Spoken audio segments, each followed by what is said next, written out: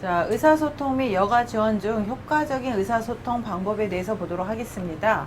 네, 효과적인 의사소통, 즉 요양보호사 선생님들이 대상 어르신을 만났을 때 처음에 라포, 즉 라포란 마음이 유대, 서로의 마음이 통하는 상태를 라포라고 하는데, 이 라포를 형성하는 게 굉장히 중요하죠. 그래서 효과적인 의사소통을 위해서는 라포 형성이 중요합니다. 그 다음에 듣기가 중요하죠. 효과적인 의사소통을 위해서는 경청하기인데요. 자, 효과적으로 듣기 위한 방법에 대해서 보도록 하겠습니다. 먼저 효과적으로 듣기 위해서는 편안한 자세를 취하고 시선을 적절하게 잘 맞추는 게 필요합니다. 또 상대방의 말을 들을 때 비판하며 듣지 말고 또 잘 듣고 있음을 몸짓으로 이렇게 손을 살짝 이렇게 터치를 한다든가 아니면은 고개를 끄덕끄덕 인다든가 이렇게 반응을 혹은 잘 듣고 있음을 몸짓으로 알리는 게 필요하죠. 또 상대방의 메시지를 객관적으로 파악하려고 노력하는 게 필요합니다.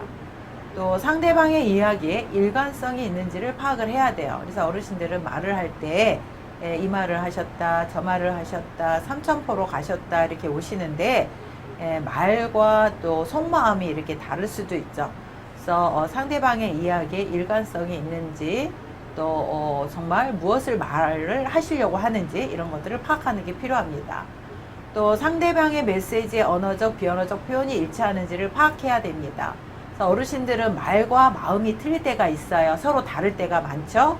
그럴 때 말로 하는 게 이게 진심에서 하시는 건지 아니면은 또 비언어적으로 표현하는 것들이 진심을 말씀하시는 건지 이런 것들이 일치하는지를 파악해서 어르신들이 하시고자 하는 말을 파악을 하는 게 필요합니다. 또 말씀을 잘 들은 후 이해했는지에 대해서 간략하게 정리를 하는 게 필요하죠. 어르신 이렇게 말씀하신 내용이 맞는지요? 이렇게 한 번 더 확인을 하고 간략하게 정리할 필요가 있다는 겁니다. 자, 효과적인 듣기를 방해하는 내용을 보도록 하겠습니다. 효과적으로 듣기 위해서는 앞에서 좀 봤고요. 자, 효과적으로 듣기를 방해하는 내용에는 어르신들이 말씀을 하셨을 때 대충 짐작하고 끊임없이 비교하는 거는 안 좋은 태도라는 거죠. 또 미리 대답을 준비하거나 충분히 듣지 않은 상태에서 조언하는 것도 효과적인 듣기를 방해하는 내용입니다. 또 듣고 싶지 않은 말을 걸러내거나 상대방의 말을 반박하고 논쟁하기 위해서 듣는 것도 효과적인 듣기를 방해하는 내용입니다. 또 상대방의 말을 나 자신의 경험에 비추어서 계속 비교를 한다든가 이렇게 하는 것도 효과적인 듣기를 방해하는 내용이죠. 또 마음에 들지 않을 경우 슬쩍 넘어가면서 대화의 본질을 피하는 것도 효과적인 듣기를 방해하는 내용입니다. 자, 또 효과적으로 소통하기 위해서는 이제 공감적 반응이 굉장히 중요한데요. 자, 공감적 반응의 사례를 몇 가지 보도록 하겠습니다. 자, 공감적 반응과 관련해서는 이런 사례들이 이 시험에 종종 나오고 있습니다. 자, 사례 1. 대상자가 양치질하라, 속옷 갈아입어라, 머리 빗어라 명령하고 나를 어린애 취급하잖아요 라고 이렇게 대상자가 말씀을 하실 때, 자, 요양보호사가 대처하는 공감적 반응은 제가 어르신에게 일일이 간섭하는 듯해서 성가시고 화가 나셨군요. 이렇게 어르신의 마음을 같이 공감을 해주는 이런 공감적 반응의 대처 방법이 답입니다. 사례 두 번째, 지난번 요양보호사가 더 잘했는데 라고 하셨을 때 요양보호사님이 그러면 지난번 요양보호사랑 하세요. 지금은 제가 요양보호사니까 저한테 맞춰주세요. 서운하네요 라고 하기보다는 요양보호사는 지난번 요양보호사님이 일을 진짜 잘하셨나 보네요. 마음에 안 드시는 게 있으면 말씀해 주세요. 이렇게 어르신이 느끼는 마음을 그대로 공감을 해주고 반응을 하는 게 필요하다는 겁니다. 또 사례 세 번째, 아이고 여기저기 너무 아파.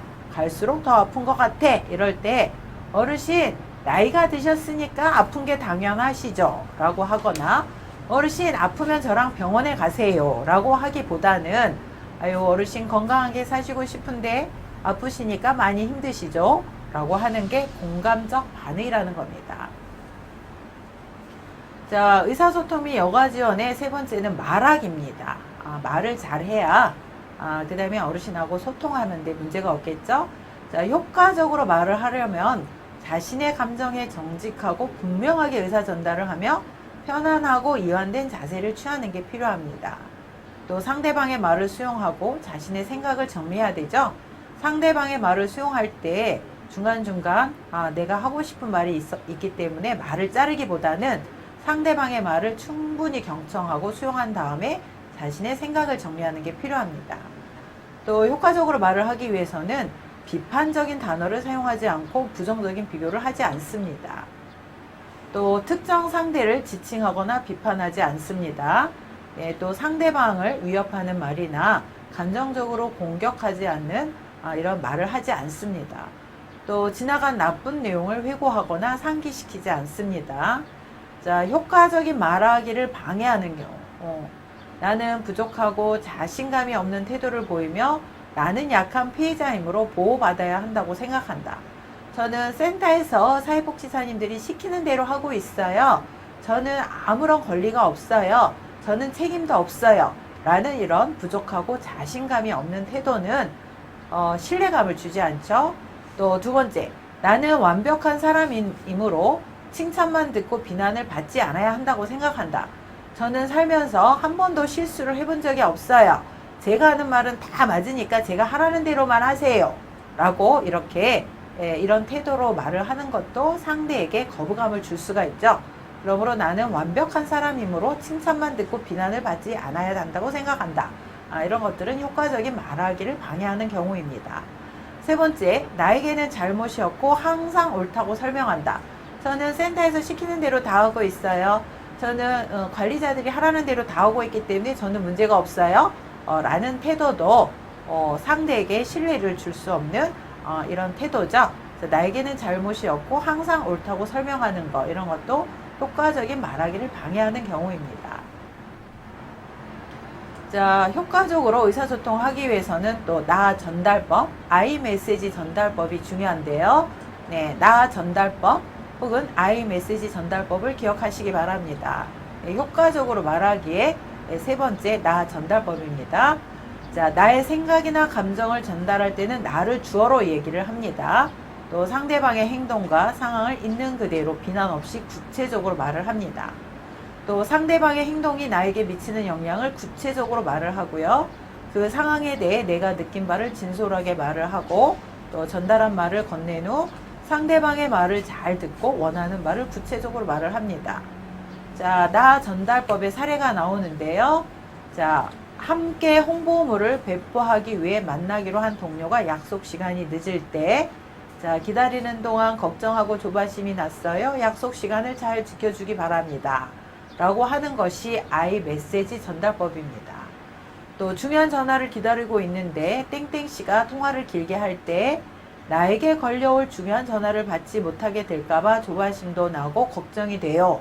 앞으로 통화를 짧게 해줬으면 좋겠어요. 라고 이렇게 나 전달법으로 대처하는 방법이고요. 몸이 아주 피곤한 상태에서 퇴근하고 집에 와보니 고등학교에 다니는 자녀가 식탁 위에 먹은 접시를 그대로 두었을 때 퇴근하자마자 치우느라 무척 피곤하구나. 먹은 그릇은 앞으로 치워 주었으면 좋겠다. 라고 하는 게 나 전달법의 내용이라는 겁니다.